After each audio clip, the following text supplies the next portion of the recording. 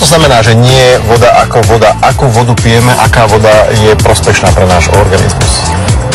Čo sa týka vody ako takej, sú tu mestské vody, studničné vody, minerálne vody, nebudem to rozširovať ďalej, veľmi dôležité pre ten organizmus je dodržiavať pitný režim, o čom budeme hovoriť v ďalšom vstupe. Samozrejme zajtra na dni otvorených dverí takisto bude niekoľko druhov vod, ktorí klienti, zákazníci, ktorí prídu ku vám, smední ľudia, presne tak, si budú môcť dať, ale veľmi dôležité je dodržiavať ten pitný režim s dobrou alkalickou vodou. Čo to znamená alkalická? Aby bola skôr s vyšším pH. Keď to zoberiem tak, teraz sa šíri taká vec aj z v podstate nejaká acidóza, to znamená prekyslenie, hej. A keď sa človek cíti trošku malátny, hej, alebo je viac obézny, v podstate tam je to, ten ukazovateľ, že to pH toho organizmu je viac kyslé ako zásadité. Takže voda môže mať aj takýto vplyv na to, že či budem priberať alebo chudnúť? Áno. A ako to teda funguje? Akú vodu by som mal piť, keď nechcem priberať a nechcem chudnúť? Veľmi dôležité je to, aby tá voda napríklad nebrala, hej, tú zásaditosť, hej.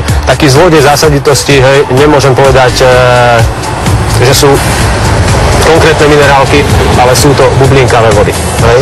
Tie sťahujú tú zásaditosť smerom do tej kyslosti. A dneska sa pitný režim veľa dodržiava z minerálnych vod. Dobre, a možno keď porovnáte takú tú minerálnu vodu s tou vodou, ktorá tečie z vodovodu, ktorá je viac zásaditá, ktorá je viac kyslá? Určite viac zásaditá minerálna voda, ktorá je bublinková, hej?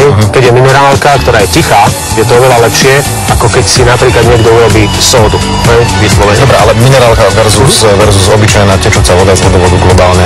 pH tečúcej vody je nižšie. My sme urobili taký pokus, to znamená, že naliali sme si 3-krát vodu, 4-krát. Táto je najlepšia, to je z jazierka. Áno. Tak uvidíme, V čom plávajú naše ryby? áno.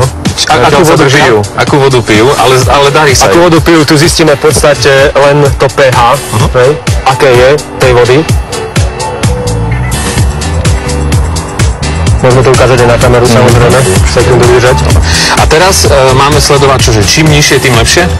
Čím vyššie, tým lepšie. Dobre. Takže čím je vyššie to pH, tým je to zásaditejšie. Áno. Jazierko... Ale stále klesá. A plus to sa musí Tak 7,5 možno, no. Áno, dobre. Tak necelých 7,5, to je jazierko. Bude to trošku skreslené, lebo ten pH meter neopláchneme, čiže pôjde z vody do vody, takže Dobre. aspoň ho Vyberám. dobre, teraz musíme ho aspoň fúknuť. Dobre. A čo táto druhá voda, to je odkiaľ? Toto by mala byť, ako kolega povedal, z vodovod, mestský. A kde by sa mala ideálne pohybovať tá hodnota? Ideálna hodnota pH vody, ktorú by človek mal používať, by mala mať 8,5, 9. Tu sme takže... Toto je v poriadku, čo sa týka mestskej vody, hej? Lebo norma je od 6,5 do 9,5. Áno. To teraz vyzerá, že im lejeme mesku našim rybám. Áno, vyzerá to tak. Dobre, a teraz ešte máme do tretice minerálku. Toto by mala byť minerálka. Minerálna voda. Minerálna voda, neviem, či je bublinková veľmi.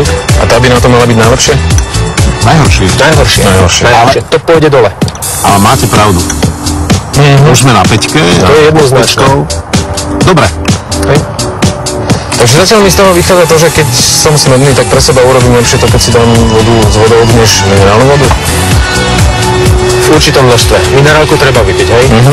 Treba dodržiavať ten pitný režim, sú tam určité minerály, samozrejme anorganického pôvodu, ale 2 deci minerálky a inú vodu. Ak mestskú vodu, hej, ktorá je na pitie prírodzenejšia, pokiaľ je to nie minerálna voda, hej, ale mala byť minimálne dechlorovaná. To bola dobrá informácia pre rodičov, ktorých deti nechcú piť vodu z vodovodu a chcú len minerálky, takže treba to kombinovať. Tak treba kombinovať. My sa k pitnému režimu ešte dnes ráno dostaneme, takže zatiaľ ďakujeme a dostaneme sa aj k tomu, čo robíte na dovolenkách. To sa už dostaneme s Peťom, Bednárom. Tuto je. To bolo také príjemné. Tak tu splývaš trošku v tej zelenej farbe.